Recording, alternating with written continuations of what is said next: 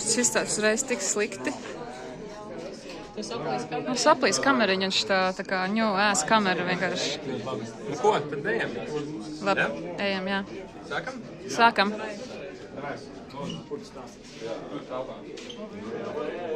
Lūdzu, nākam.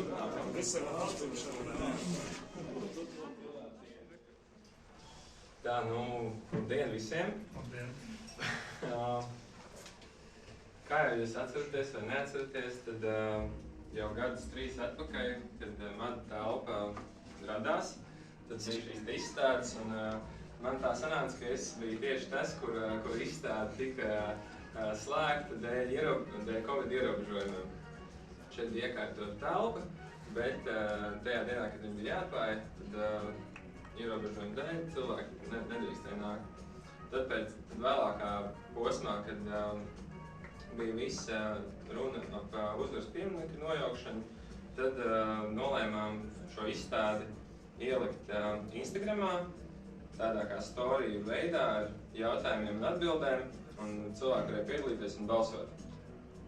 Un tagad, kad mēs atkal esam atgriezušies šeit, tad bija uzaicinājums vēlreiz veidot kaut ko, un tad loģiski būtu turpināt šo stāstu, ja viņš tā arī nekad netika piedzīvojis to savu fizisko formu. Un šeit kreisajā stūrī var redzēt tas video, kas ir no pirmās izstādes, kas ir būtībā stāsts par eksperimentālo saglabāšanu, kas bija pašā sākumā, tas bija mans maģistra darbs, kurus tad vēlējos pārstrādāt izstādē, jo man šķita, ka eksistē kaut kas pa vidu starp nojaukšanu un saglabāšanu.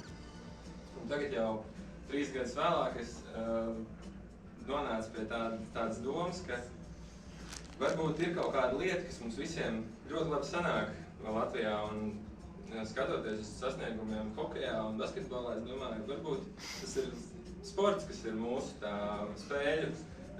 sporta spēļu lieta, tā ir tā mūsu identitāte. Un tādēļ tapa šis te elements, kas ir 3 pušu pingpong galds, kur simboliski varētu būt vienā pusē varētu būt kultūras ministrija, teiksim, kultūras ministrs, vienā stūrī varētu būt valsts nekustamā īpašuma, un trešajā stūrī varētu būt Mada telpa. Un tad izspēlējot šo spēli, tad mēs varētu tādā veidā izsacināt, kurš tad no šiem scenārijiem būtu viss piemērotākais caur šo spēli. Jo kādēļ vienmēr būt 2 viedokļiem, varbūt arī sportā ir jāsacenšās 3 komandām, varbūt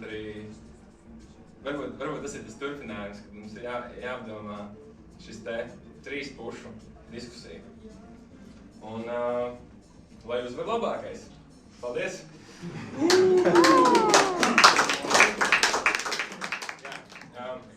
Esiet pastāstīt, noteikumi šai spēlē vēl nav oficiāli izdomāti. Tādēļ jūs visi esat laipni aicināti izmēģināt roku šajā spēlē. Tad jāsaka roku tieši, jā? Šodien jā. Tādēļ, kad arī raketīti, kāda būtu šajā spēlē, es domāju, klasiskā pingpong raketa varbūt nebūtu tas labākais. Varbūt ir kaut kāda cita raketa jāizdomā. Vai arī jāpaliek pie rokas. Tad galds jāiegriež sākumā. Spēle var spēlēt dažādi. Var spēlēt iegriežot galdu, var spēlēt negriežot galdu, var spēlēt arī sagāžot galdu. Tā visbiežāk notiek mūsu profesijā, ka galds bišķi sagāsts vienā virzienā. Jā, īstāk sakot, tie veidi, kā spēlēt šo te spēli ir dažādi, un mums pašiem ir jāizdomā, kā mēs šo spēli spēlēsim. Principā šito, es patentēju un laid jau tā kā... Ir bijis jau, ir jau bijis piedāvājums, jā.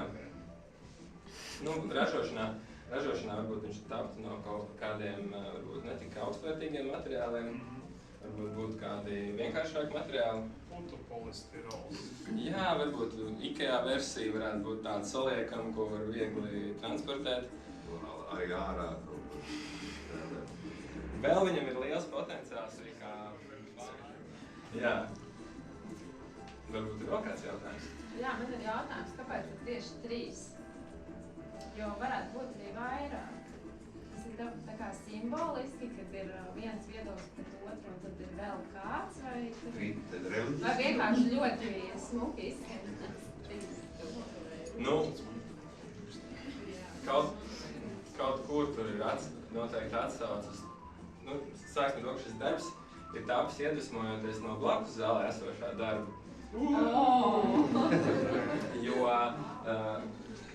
strādāt ar to, kas ir šeit tieši, strādāt ar to, kas ir šajā telpā, tādēļ tā forma ir aizgūta no šīs te.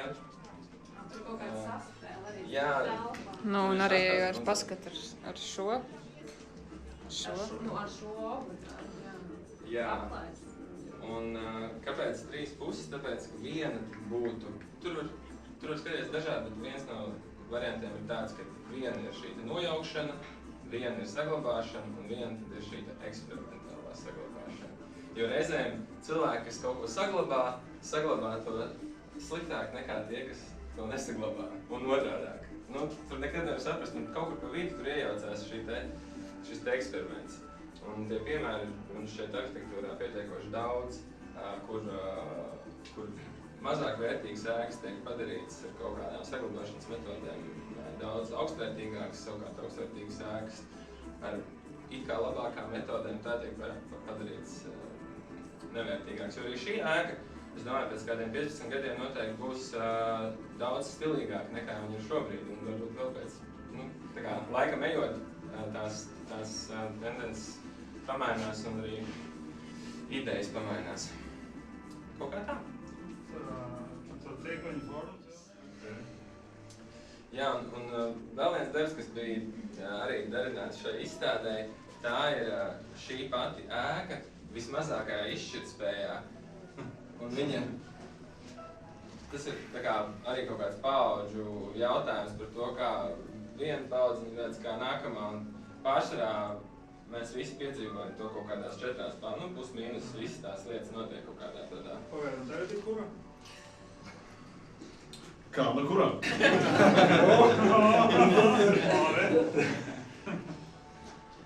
Jā, un vēl viena lieta, ko es varu pieminēt, ir, ja nolas to QR kodiņu, kas ir klāt, tad var iepazīties ar iepriekšējās izstādes materiālu, kas ir gan Māda Tālpas Instagram storijos, gan arī mums biroja mājaslapā. Tā kā tā. Droši vīns, pingpongs un var pajautāt arī tiekas kontrolēs. Jā, vēl varētu pieminēt to, ka arī šajā laikā, kurā mēs dzīvojam, ir tas, ka tos argumentus mūsdienās var vienmēr piemeklēt, tam vienam viedoklim vienmēr var piemeklēt tos argumentus, var uzrakstīt to tehniskās apsakošanas atzinumu, var uztaisīt māksliniecisko izpēti, bet spēle ir spēle, un spēlē to nevar izdarīt, un spēlē uzvar tas, kurš ir labākais. Vai bildīgākais? Vai kuram pieder laukums? Vai tiesnes? Nē, kuram pieder laukums? Es domāju, ka tā.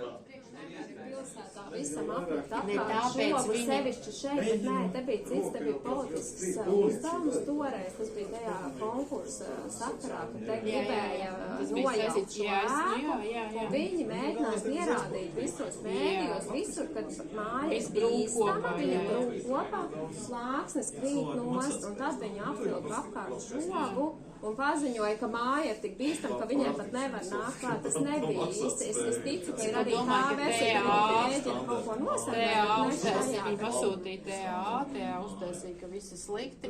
Ja visi slikti pēc papīra, viņi jau neviens... Bet tehniskā apsakošana to nepiedāvāja. Nē, galīgi. Viņa taisīja... TA, kurš taisīja? Kā viņa saucās? Trīs... Neatceros. Kaut kas? Uldi?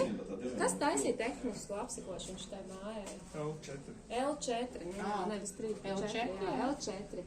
Un īstenībā visa tā konstruktīvā sistēma māja ir galīgi ok, un Uldis arī daudzos raidījumos un visu kaut kur piedalījās un un stāstīja, kā tās plāksnes ir piestiprināts, jo mēs atradām materiālus, rasējumus, kā viņas turās, un nekas te nekrīt nost. Un ko tev Krasniņš teica? Nu labi, ne tev personīgi, bet ko viņš teica? Krasniņš publiski man nosauc par muļķi. Nē, viņš teica, vai nu tu esi muļķis, vai arī tu apzināti muļķo sabiedrību. Tas dokuments pierāda, ka tieši pretējo, ko Lukševics pārmet citiem nekompetenci. Nu, tu jautāsim, kurš ir nekompetents vai kurš apzināti cenšas maldināt sabiedrību. Tas arī varētu būt labi, bet šoreiz es nemuļķoju sabiedrību šoreiz, pilnīgi noteikti. Muļķis arī tā kā neesi. 50-50. Kā uz to pasakās? Man ļoti patīk, ko Lācis teica par to, ka ir vairākas puses piedalās. Nevis tikai trīs, tikai trīs tāpat laikā. Man liekas, tas ļoti labi. Man liekas, tas ļoti labi atspoguļo tās trīs puses, jo spēlēt pingpongu jau tā ir grūti, bet ja tev ir trešais, tas ir pavisam cita spēle pilnīgi. Puisis arī.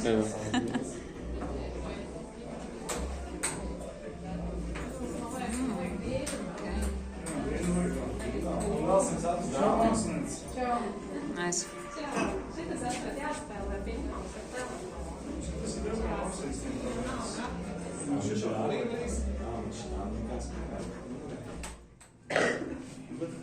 Vajag gribas pamēģināt. Jā. Mēs izmēģinājām ar telefoniem. Samsung pret vāpoļiem. Ar podziņu telefoniem neiesaka, tad vajag atlikt uz sāni. Mēs varam pamēģināt. Kāds ir gatavs uzspēlēt? Viņš slīps laukums. Elīna. Tu ar kameru varētu spēlēt.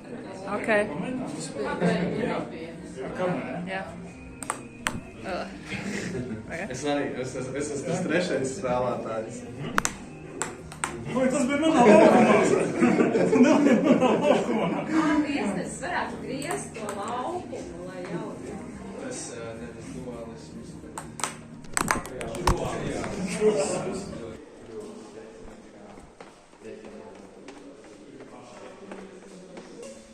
Kāds ir? Droši. Jā, tas ir tāds, jā, tiešām.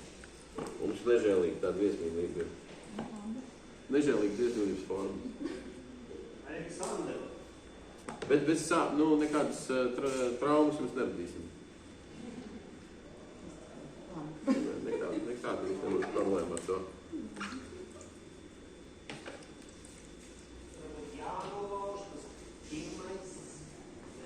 Ko tu gribi nolauzt tur, Aldi? Nāc mazgāt kājas.